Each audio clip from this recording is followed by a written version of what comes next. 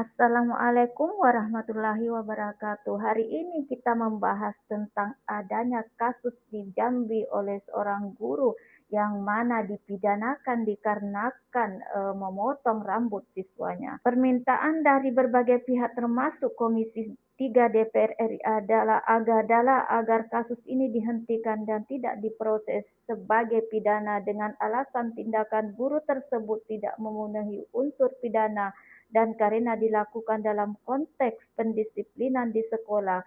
Kejaksaan Agung juga menyatakan kasus ini akan dihentikan jika berkas telah dilimpahkan sebagai bentuk perlindungan profesi guru. Kita lihat dulu cuplikan beberapa video. Ada kesalahan guru setitik aja langsung gercep banget. Ini itu guru honorer ya, gajinya tidak seberapa, pusingnya minta ampun, anak-anaknya pada bandel. Itu sedang aksi razia rambut yang pakai semir, yang dimerahin, yang dibiruin, itu apalah segala macam. Tapi kalian gak mikir ya, ini pemerintahan Indonesia saya sangat bingung banget. Bingung sebingung-bingungnya. Kemana aja waktunya guru minta pertolongan, ada guru yang tertindas, ada guru yang gajinya gak naik-naik, guru honorer yang terbengkalai begitu saja. Dari zaman jebot, dari zaman dulu sampai sekarang gajinya gitu-gitu aja. Tapi giliran guru ada kesalahan sedikit aja langsung dilaporkan, langsung dipolisikan. Apa-apaan ini? Adilnya buat yang mana ini? Hukum di Indonesia itu adilnya buat yang mana? Apa yang lemah aja? Yang berkuasa gimana? Halo? Gedak juga saya kadang-kadang ya, lihat berita-berita kayak gini. Udah tahun 2026 loh, masih ada aja kasus guru yang dipojokkan, yang diadili. Para koruptor tuh gimana tuh? Yang menghancurkan bangsa ini, yang memiskinkan bangsa ini. Apa kabar hukumannya? Giliran guru aja loh.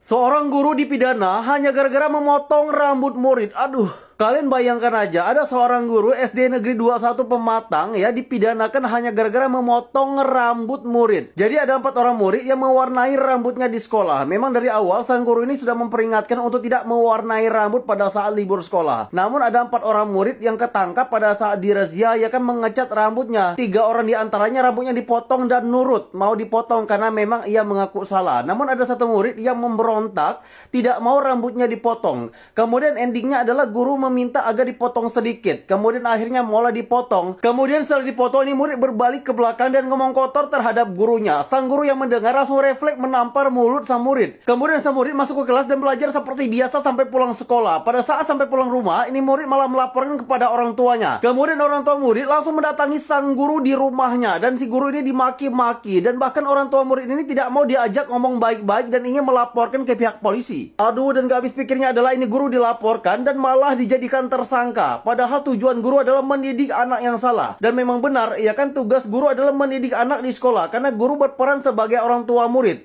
Tapi malah dibela ketika anak melakukan kesalahan. Aduh, ini gak habis pikir. Kalau begini adalah gak mau guru mendidik anak. Kalau model begini, ya kan mending didik aja di rumah. Gak usah disekolahkan.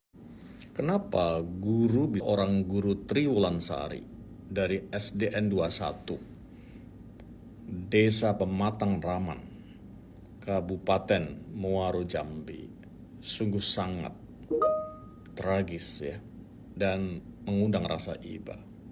Dia datang ke Komisi 3 DPR RI di depan Pak Habibur Rahman. Dia menceritakan dengan isak tangisnya betapa sejak Januari tahun 2025 dia didera-dera dengan kasusnya itu. Bahkan saya dengar suaminya juga sudah ditahan sejak Oktober ya, di Polres di Muaro Jambi. Saya mengamati dan menyimak dengan seksama cerita beliau di depan Komisi 3 itu.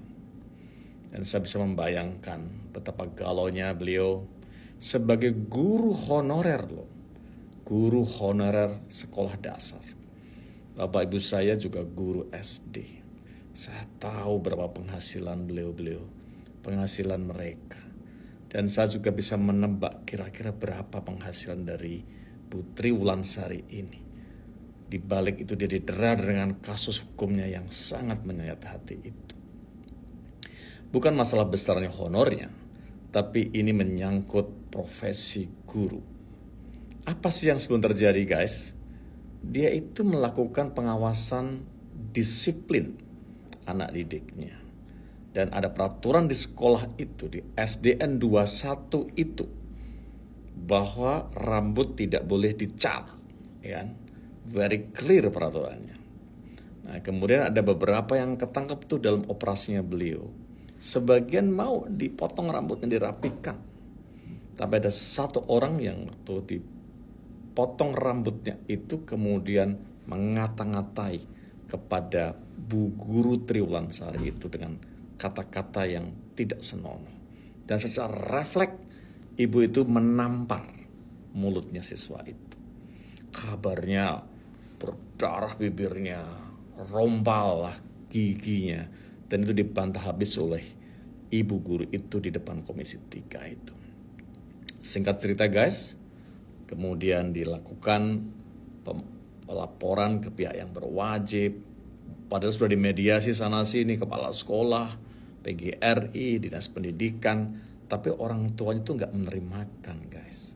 Sampai akhirnya ditetapkan sebagai tersangka, bayangin. Sebagai tersangka yang sudah wajib lapor 2 kali seminggu, wajib lapor sekali seminggu dan seterusnya. Dan sampai akhirnya suaminya juga terseret-seret ke sana.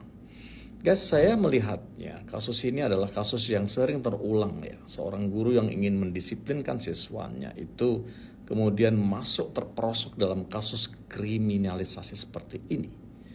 Dan saya melihatnya ada 3 aspek yang menjadi fenomena baru yang sekaligus kita cari apa solusinya. Yang pertama adalah terjadinya perubahan paradigma antara disiplin dan kekerasan. Dengan hadirnya undang-undang perlindungan anak yang kita sudah kenal selama ini di Undang-Undang Nomor 23 tahun 2002 yang kemudian sebagian diperbaharui di Undang-Undang Nomor 35 tahun 2014, juga di Undang-Undang Nomor 17 tahun 2016. Maka memang anak itu memiliki hak untuk bertumbuh, memiliki hak untuk tidak mendapatkan kekerasan fisik dan psikis. Nah, itulah yang kemudian terjadi pemaknaan yang bergeser ya, antara disiplin dan kekerasan. Ibu Triwulansari itu saya yakin maksud dia itu nggak ada mens rea, nggak ada niat jahat untuk refleks menampar anak didiknya itu. Saya yakin tujuan ibu guru tadi adalah untuk supaya anaknya itu tidak mengecat rambutnya karena itu sudah digariskan dalam tata tertib sekolah. Dan itu Bu Triwulansari ingin anak didiknya menjadi seorang yang berkarakter yang baik, akan menjadi sukses di kemudian hari.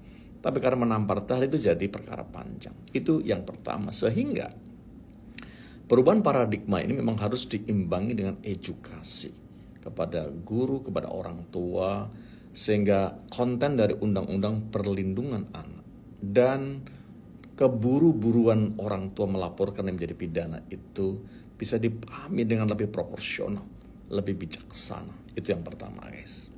Yang kedua apa guys? Yang kedua itu adalah bahwa kalau kita lihat di sini perkembangan daripada hubungan antara guru dan murid itu bergeser juga. Karena di sana termaktub suatu perkembangan baru, anak-anak sekarang tuh jauh lebih barangkali lebih digitize, lebih apa, sehingga interaksi itu kemudian agak terbatas ya. Dan menghargai orang tua, menghargai guru dan sebagainya itu menjadi terdegradasi. Oleh karena itu apa? Oleh karena itu literasi hukum pendidikan itu juga harus ditingkatkan. Para guru-guru, orang tua diberikan peningkatan pendidikan edukasi literasi hukum. Mana yang boleh, mana yang tidak boleh, bagaimana cara mendidik anak tanpa menimbulkan itu dipersepsikan sebagai kekerasan. Itu yang kedua guys. Yang ketiga ya hubungan antara guru atau sekolah dengan orang tua. Dan tentunya itu kita kembalikan ke sekolah masing-masing untuk bisa lebih dekat dengan orang tua, murid ya. Berikan semakin lebih frekuent, lebih sering untuk berkomunikasi, menyampaikan update-update terkini, termasuk diselipkan ini pengertian-pengertian sekolah ya dalam menerapkan disiplin itu dengan kembali menekankan bahwa maksud tujuannya itu adalah untuk mendidik anak-anak di sekolah. Guys, itu 3 hal yang saya lihat. Mungkin itu bukan solusi yang tuntas, tapi itulah at least apa yang saya pikirkan. Karena saya sangat menghormati guru-guru SD terutama di seluruh pelosok tanah air, karena Bapak Ibu saya juga guru SD. Saya mengerti betul apa yang mereka lakukan itu pasti tulus ikhlas dengan penghasilan yang tidak banyak, yang mungkin cukup saja untuk hidupnya. Itu guys, komen di konten saya. Challenge. Baik, secara prinsip penegakan disiplin di sekolah itu penting, tetapi harus dilakukan dengan cara yang menghormati hak siswa dan melibatkan komunikasi dengan orang tua serta aturan yang jelas. Mengkriminalisasi guru yang sedang menjalankan tugasnya tanpa mempertimbangkan konteks dan niat baik bisa menjadi presiden yang tidak sehat bagi dunia pendidikan. Di sini lain perlindungan terhadap siswa dari tindakan yang dianggap tidak pantas juga penting, sehingga masalah ini idealnya diselesaikan melalui dialog, mediasi, dan regulasi yang jelas tentang batas kewenangan guru. Sampai di sini dulu video yang saya buat. Kalau ada yang kurang silakan di komen. Jangan lupa subscribe yang belum subscribe, like, dan share. Terima kasih.